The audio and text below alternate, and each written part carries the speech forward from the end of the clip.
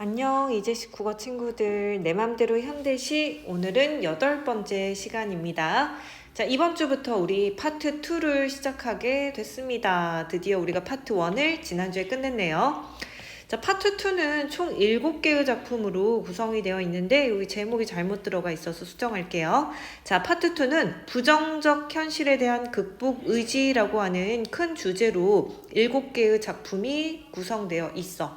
자, 모두 부정적인 현실에 대해서 사실은 이제 거기에 대해서 어떻게 저항하는지를 다루고 있는데, 사실 우리가 오늘날 누군가의 지배를 받지 않고 정치적으로 민주화된 자유의지대로 살아갈 수 있는 것은 이것을 위해서 힘들게 싸우고 저항해온 앞선 세대가 있었기 때문이잖아. 자, 이번 파트 2의 작품들은 지금을 살아가는 우리로선 잘 알지 못하는 부정적인 현실에 대한 강한 저항 의지를 잘 보여주고 있는 작품들이야. 사실 선생님이 가급적 시대의 순으로 작품을 구성하려고 노력을 했는데, 우리 이번 주에 만나는 절정이라고 하는 작품, 그리고 꽃덤불이라는 작품은 둘 다 1930년대, 40년대, 자, 우리가 잘 알고 있는, 사실은 잘 모르기도 하는 일제강점기와 관련되어 있고, 껍데기는 가라 누가 하늘을 보았다 하는가 눈이라고 하는 세 개의 작품은 1950년대, 60년대와 관련이 있어. 이와 관련된 배경 지식은 선생님 작품 들어갈 때 한 번 더 설명을 할게.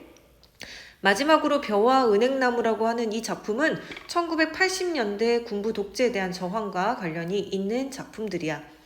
사실 지금 이미 내신 대비를 시작한 학교도 있고 5월부터는 모든 학교들이 내신 대비를 시작하기 때문에 이 시노트는 이번 달 말까지 진행하고 선생님 잠시 쉬어갈 거야. 그리고 나서 여름 학기부터 다시 시작을 할 건데, 자, 4월은 총 5주이기 때문에 절정부터 눈까지 우리 일단 4월 한 달 동안 열심히 해보도록 하자.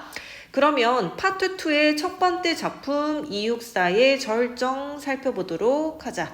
자, 264 시는 우리 지난달에 한번 본 적이 있어. 청포도라고 하는 작품을 통해서 이미 만난 적이 있고, 청포도에서는 조국 광복을 화자가 기다리는 귀한 손님으로 표현을 하면서 반드시 올 광복에 대한 소망과 평화로운 삶에 대한 동경을 잘 보여줬다면, 이번 작품 절정은 아마 읽어본 친구들은 느끼겠지만 분위기가 좀 다를 거야. 그리고 264라고 하는 시인을 이미 우리 어느 정도 배경 지식을 갖고 있기 때문에 이 작품을 읽으면서도 일제강점기의 어떤 극한적 상황에서 저항하는 화자로 조금 설정을 하고 있지 않았을까라고 생각이 들어. 절정은 제목에서처럼 극한의 상태에서 강한 저항 의지를 보여주는 작품인데, 이 시가 1940년에 발표가 됐대. 자, 264 시인 우리 알지만 잘 모르니까 한번 살펴보고 갈게. 경북 안동 출생이고 1925년 독립운동 단체 의열단에 가입을 했어. 자, 그리고 조선은행 대구지점 폭파 사건에 연좌가 돼서 3년형을 받고 투옥이 됐는데, 그때 수임 번호, 감옥에서 이렇게 그 숫자로 이렇게 불리잖아. 수임 번호라고 하는데 264번이었어. 그래서 그때 자신의 호를 264 이렇게 택했다라고 하지. 1933년에 귀국해서 그때부터 작품을 시작을 했고 64라는 이름으로 발표를 했어. 이 작품은 아까 얘기했던 것처럼 40년에 발표가 됐는데, 1940년이라고 하는 시대적인 상황은 일제의 식민 통치가 가장 가혹했던 암흑기야. 일제강점기가 총 3단계로 나누어지거든. 아마 우리 친구들도 한국사 시간에 배웠을 텐데 잠깐 선생님이 이야기를 해보면, 이 세 시기가 1905년부터 1905년 우리가 을사늑약이라고 하는 것을 통해서 주권을 빼앗겼어. 그래서 1905년부터 이에 대한 저항이 있었는데 결국은 일제의 통치기에 놓이게 돼. 1910년부터 1919년까지가 우리가 흔히 얘기하는 무단통치기라고 하지. 일제의 무단통치기가 첫 번째 시기이고, 두 번째 1919년에 큰 사건이 있었지. 우리 친구들도 잘 알고 있는 3.1 운동을 기점으로 해서 1931년까지가 문화통치기라고 불려져. 자, 그리고 오늘 이 264 시인의 작품은 1931년부터 45년 해방이 되기까지 가장 가혹했던 민족 말살, 민족 말살 통치기라고 하는 이 시기에 발표가 되었거든. 자, 이 부분은 선생님 교과 독서 시간에 우리 이번에 일제강점기와 관련된 작품들이 들어가기 때문에 한 번 더 다룰 기회가 있을 것 같아.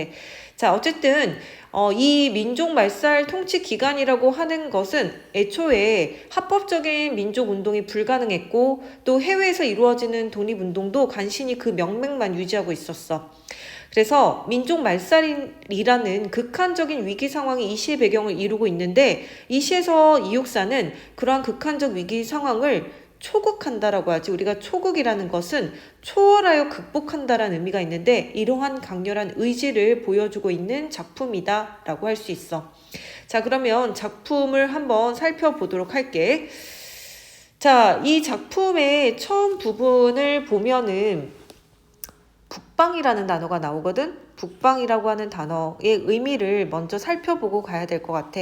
사실 이육사는 그가 살아온 인생의 반을 아주 오랫동안 북쪽 이역에는 중국 대륙에서 방랑하다가 그 대륙에서 옥살에서 감옥에서 돌아가셨다라는 거야. 이 시의 처음 부분에 등장하는 추운 북방이라고 하는 것은 바로 여기 이육사 시인이 방랑했던 곳이고 일제의 가혹한 폭력으로 벗어나기 위해 이주하고 방랑했던 우리 민족의 현실을 보여주고 있어. 그러니까 일제의 이런 가혹한 통치로부터 벗어나기 위해서 수많은 독립군들 또는 수많은 민족들이 이렇게 위로 도망가고 방랑했던 그러한 것들이 여기에 보면은 북방이라고 하는 시어에서 잘 드러나 있다라는 거지. 자, 그러면 시를 본격적으로 한번 살펴보도록 할게. 자, 이 시는 총 4개의 연으로 구성이 되어 있는데 이렇게 4개의 연은 각각 기, 승, 전, 결이라고 불려. 형태적으로 보면은 한시, 한자로 된 시, 한시와 되게 형태가 유사해. 그리고 시상을 전개하는 방식에서도 한시 형식을 취하고 있는데 예를 들면 1년과 2년에서는 상황을 제시하고 있고 3년과 4년에서는 그러한 상황 속에서 시인이 어떠한 것을 인식하고 있는가를 밝히고 있는데 이게 전형적인 한시의 시상 전개 방식이야. 사실 이육사 시인이 유교적인 선비 집안 출신이라고 해. 어렸을 때부터 한시를 공부한 것도 아마 이러한 시 창작의 방식과도 좀 영향이 있을 것 같다. 자, 그럼 내용을 한번 살펴볼게. 자, 매운 계절에 채찍에 갈겨 마침내 북방으로 휩쓸려 오다라고 했어. 자, 여기서 얘기하는 매운 계절이라고 하는 것은 일제강점 하에 가혹한 현실이라고 할 수 있고 또 채찍이라는 것도 일제의 탄압을 상징하는 시어로 볼 수 있을 것 같아. 마침내 북방으로 휩쓸려 온다라고 하는 것은 계속해서 떠밀려 가는 거야. 일제강점기에 이러한 탄압으로부터 떠밀려서 계속 그것을 피해서 북방으로 휩쓸려 간다라는 거지. 그렇기 때문에 여기에서 이 북방이라고 하는 공간은 우리 민족이 유랑했던 만주와 북간도 지역을 의미하고 이것은 계속해서 남에서 북으로 갈 수밖에 없는 수평적인 극한이다라고 이야기할 수 있을 것 같아. 자, 그래서 1년의 내용을 보면 일제의 탄압 때문에 수평적인 극한 상황이 북방까지 오게 된 화자의 처지를 제시하고 있고 식민지 학대에 못 이겨서 실제로 대륙의 추운 북방으로 쫓겨난 사실을 말하고 있는 거지. 자, 그러면 2년의 내용을 연결해서 볼게. 하늘도 그만 지쳐 끝난 고원. 자, 고원이라고 하는 것은 자, 이렇게 생각을 해볼 수 있어. 가장 높은 곳을 이야기하는 거야. 이 고원에 지금 화자가 서 있다는 거야. 자, 그런데 그냥 고원도 아니야. 서리빨 칼날진 그 위에 서다라고 했어, 얘들아. 자, 서리빨이라고 하는 것은 어떤 거냐면 보통 지면에 있는 그 지면 밑에는 지하수 같은 것이 있잖아. 이 물이 얼으면서 생기는 이런 얼음 결정체 같은 거야. 이 서리빨 칼날진 그 위에 섰다라는 것은 생존의 극한을 의미하는 거고 어떤 절정의 상황을 의미한다라고 할 수 있어. 자, 그렇기 때문에 이연에서는 극한 상황이 수직적 공간인 고원으로 나타나 있고 생존의 극한 상황인 서리빨 칼날은 모두 고통과 시련을 나타내는 시어야. 그 위에 서 있다라고 하는 것은 서 있다라고 하는 것을 통해서 화자의 대결 정신을 드러내는 표현이지. 결국 1년과 2년을 연결해서 살펴보면 북방에서 고원, 서리빨, 칼날진 그 위로 시상이 점점 더 날카롭고 극한 상황으로, 자 여기에서 보면 북방 그리고 고원, 칼날진 그 위라고 하는 이렇게 점점 더 극한 상황으로 점층적으로 전개가 되고 있고, 그만큼 물러설 곳이 없는 한계 상황을 보여준다라고 할 수 있어. 특히 하늘도 그만 지쳤다라는 표현을 통해서, 보통 하늘이라고 하는 것은 전지전능한 힘을 의미하잖아. 근데 그만 지쳤다라고 하는 것은 하늘도 도와줄 수 없고, 서리빨 칼날이라는 땅속의 물까지 다 얼어서 기둥 모양으로 솟은 칼날진 곳에 서 있다라고 하는 극단적인 어떤 생존의 위험 상태라고 하는 것을 1년과 2년에서 서로 연결해서 보여주고 있어. 자, 그러면 이러한 상황에 대해서 화자가 어떻게 인식하고 있는지 한번 살펴보도록 할게. 어디다 무릎을 꿇어야 하나, 한 발 제겨 디딜 곳조차 없다라고 했어. 자, 그러니까 어디다 무릎을 꿇어야 하냐. 보통 우리가 무릎을 꿇는다라고 하는 것은 패배를 하거나 또는 어떤 절대적인 존재에게 기도를 할 때 무릎을 꿇잖아. 그래서 극한 상황 극복에 대한 어떤 염원이라고도 볼 수 있고, 왜냐하면 이육사 시인이 일제에 패배하는 것은 아닐 거야. 그렇기 때문에 구원을 비는 행위라고 할 수 있는 거지. 그런데 한 발 제겨 디딜 곳조차 없다라고 하는 것은 무릎을 꿇어서 절대적인 존재에게 구원을 비는 그 행위조차 할 수 없다라는 것, 그것에 대한 어떤 화자의 심리 상태를 보여주고 있어. 즉 비켜설 수도 물러날 수도 구원도 받기 어려운 처지라는 거지. 자, 이제 마지막 사연을 볼게. 이러매라고 했어, 얘들아. 자, 이러매라고 하는 것은 시상이 전환되는 부분이야. 여기까지 보면 극한 상황에서 느끼는 화자의 어떤 절박한 심정을 보여주고 있거든. 더 이상 물러설 수도 없고 극한 상황이라고 했어. 자, 그런데 자, 여기에서 눈 감아 생각해 볼 밖에라고 하는 것은 이러한 극한 상황에서 더 이상 어떻게 할 수 없는 그러한 상황에서 결국 눈을 감아 생각해 볼 수밖에 없다라는 거야. 이 의미는 관조라고 하는 것은 우리가 거리를 둔다라는 거잖아. 나의 어떤 극단적인 상황에서 관조를 통해서 지금 내 정신으로, 내 내면으로 이것을 초월해서 극복하려고 하는 태도를 눈 감아 생각해 볼 밖에로 우리가 이해할 수 있어.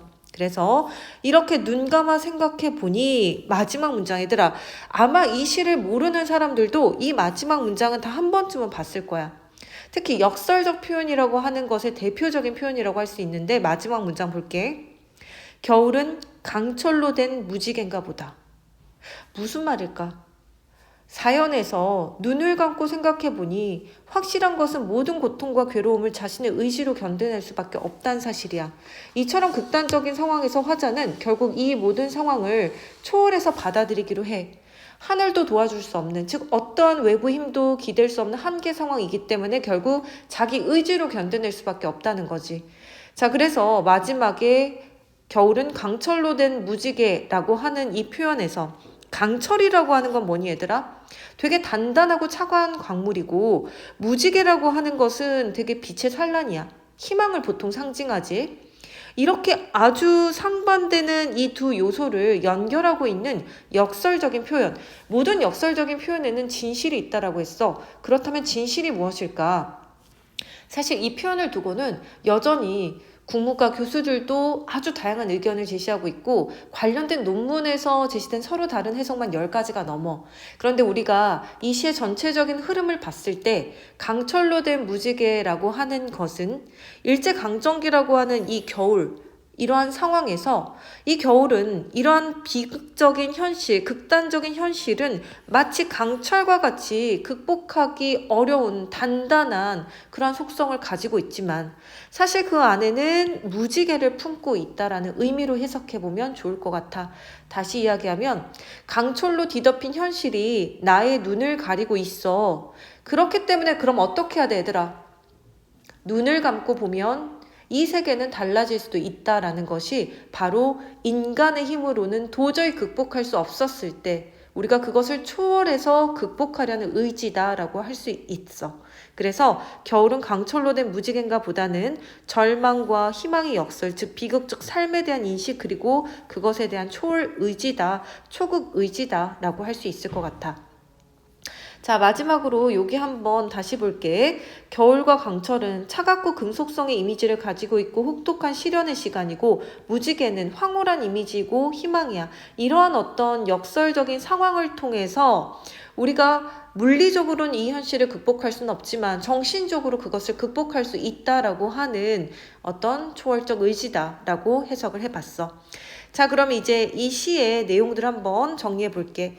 화자는 극한에 처해 있는 이고, 상황은 현실의 극한적 상황에 대해서 정신적으로 초월해서 극복하려고 한다라고 할 수 있고, 이에 대해 보여주는 태도는 초극 의지야. 우리 친구들이 만약에 이육사라는 시인을 몰랐다면, 또는 이 시의 배경이 일제강점기라는 것을 몰랐다면, 시 자체의 내용으로 접근해 봤다면 이렇게 해석을 할 수 있다라는 거지. 자, 이 시의 주제는 극한의 현실에 대한 초극 의지다라고 할 수 있어. 자, 특징 첫 번째는 기승전결이라고 하는 한 시의 전통적인 구성의 방식을 택하고 있고, 자, 그리고 이육사 시인의 이 시의 구성 방식을 통해서 어떤 지사적인 풍모, 우리가 지사라고 하는 거 아마 우리 친구들 한 번쯤 들어봤을 텐데, 의사, 열사, 지사, 아마 이런 표현들을 일제강점기와 관련해서 한 번쯤은 들어봤을 것 같아. 그래서 보통 이제 의사라고 했을 때는 어떤 저항하려고 하는 의지를 단순히 보여주는 것이 아니라 어떤 물리적인 방법까지 사용을 했을 때, 우리가 그럴 때 의사라고 하는 거고, 보통 의사와 열사는 크게 구분하지는 않기도 하지만 지사라고 했을 때는 그에 대한 뜻을 가지고 있는 사람이다라는 뜻이거든. 그래서 저항에 대한 의지를 가지고 있고 그 저항 의지를 시에 표현했다라고 해서 지사적인 풍모다라고 표현을 하는 거야. 자, 그 다음에 강렬한 시어, 보통 이육사 시인 하면은 남성적 어조다라고 이야기하거든. 특히 여기에서 보면 극한 상황을 보여주기 위한 시적인 표현들을 보면은 예를 들면 채찍이라든지 또는 칼날진이라든지 또 휩쓸려라는 이런 표현들 있잖아. 되게 거센 어떤 소리잖아. 그래서 이러한 거센 소리를 시어에서 차용을 함으로써 강렬하고 또 남성적인 어조를 잘 보여주고 있고, 그 이유는 바로 내면의 강인한 의지를 표현하기 위해서다라고 할 수 있어. 자, 현재형 시제를 사용해서 현재의 어떤 긴박감, 절박감 또는 거기에 대해서 맞서 싸우려는 대결의식 이런 것들을 드러내고 있고, 마지막에 겨울은 강철로 된 무지개라는 역설적인 표현을 통해서 한 번 더 현실을 초월해서 극복하려는 주제를 효과적으로 형성한다라고 할 수 있겠어. 자, 이제 마지막으로 시상 전개 방식 한 번 더 정리할게. 1년과 2년에서는 각각 북방이라고 하는 수평적 극한과 고원이라고 하는 수직적 극한이라는 화자의 상황을 제시를 했고, 이러한 극한 상황에서 느끼는 정서가 심리적인 극한, 그리고 그것을 극복하려는 어떤 다짐, 이렇게 시상이 전개되어 있었다라는 걸로 내용을 정리해봤습니다. 자, 우리 오늘 여기까지 이육사의 절정 살펴봤습니다. 자, 이번 주에도 열심히 잘 정리하고요. 특히 이 시와 관련된 수행평가가 많은 만큼 여러분들이 조금 더 관심을 가지고 열심히 했으면 좋겠습니다. 자, 여기까지 할게요.